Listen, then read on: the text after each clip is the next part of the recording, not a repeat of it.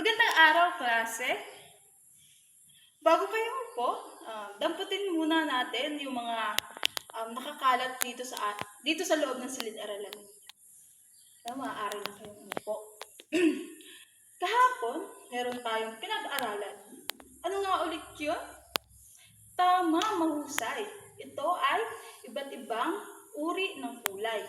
Ano nga ba yung tatlong primary color na meron tayo? Tama, pula, dilaw, asul. Ngayon naman, may ipapakita ako sa inyo, puhulaan ninyo kung anong tawag dito. Anong tawag nga dito? Mahusay. Ito ay zigzag. Ano naman ito? Ito ay kurbado. Ito naman, ano naman ito?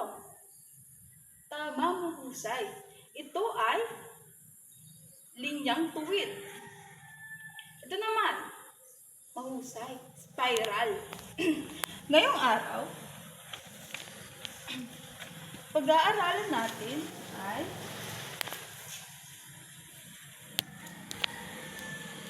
ang ating objectives ay nakikilala ang iba't ibang uri ng linya tulad ng tuwid, kurbado, zigzag, alon, spiral na ipakikita ang kasiyahan at pagpapahalaga sa paggawa ng sining. Nakalilitha ng simpleng larawan gamit ang linya. Gumawa kayo o gumuhit kayo ng kurba, zigzag, tuwid. Habang gumuguhit kayo, ano mga na-imagine ninyo patungkol sa zigzag? Ito ay katulad ng simintong hagdan. Di ba pa zigzag-zigzag yun? Paano naman sa tuwid? Ano naman nahihinuha ninyo pagdating sa tuwid? Mahusay. Bahay. Di ba? Bahay. O kaya haligi. Haligi ng bahay. Tuwid talaga yun. Di yung padayagonal. Paano naman sa kurba? Tama. Bundok, alon, yero. Mahusay ang inyong mga opinion patungkol sa kurba, zigzag, at tuwid. Ako tayo sa ating talakayan.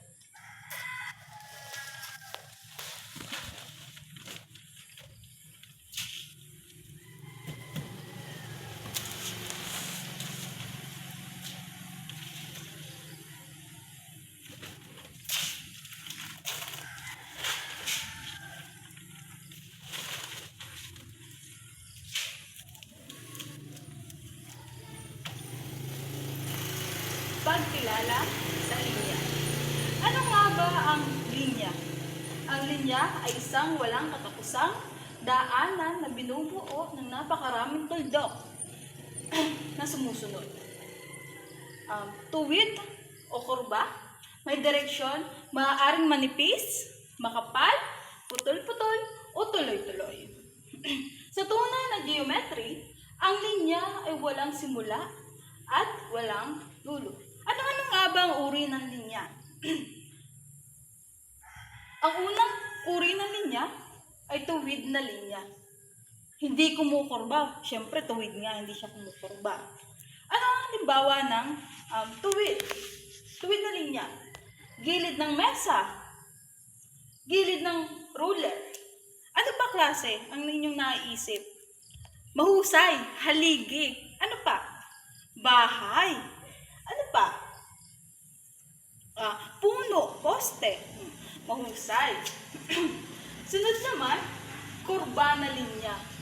Paikot o paliko. Halimbawa, alon, guhit sa sulat ng kamay. Ano pa? Ano pa yung naiisip ninyo pagdating sa kurba? Mahusay, bundok o yero. Yung mga bubong natin, yero. Pangatlo, pahalang o horizontal. Kaliwa, papuntang kanan. Halimbawa ay linya sa papel. Halimbawa dito sa blackboard. Makikita natin pa horizontal talaga siya. Sa linya, sa blackboard natin. Sunod, patayo o vertical. Pataas, pababa. Halimbawa, poste o puno. Mula sa taas, pababa. Kaya bahay. Sunod ay pahilis o diagonal. Nakatagilid o nakahili. Halimbawa, design sa damit. Gilid ng bubong. O kaya design ng kortina. Diba? Kakaroon tayo ng oral recitation. Ang unang tanong, ano ang natutunan ko ngayong araw? Ano natutunan ninyo ngayong araw? Ikaw? Mahusay. Ikaw? Magaling. Sa sunod na question, ano ang mga nagustuhan ninyong bahagi ng lesson natin? Miss Angel? Mahusay. Mahusay. Magaling. Magaling klase. Siyempre, ako personally ang natutunan ko sa ating araw. Sa ating aralin ngayon ay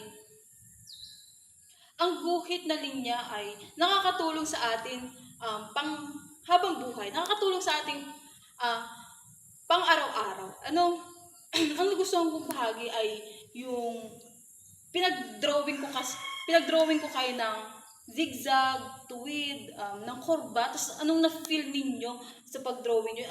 Na-visualize ninyo dun sa paggawa ninyo? Anong klase?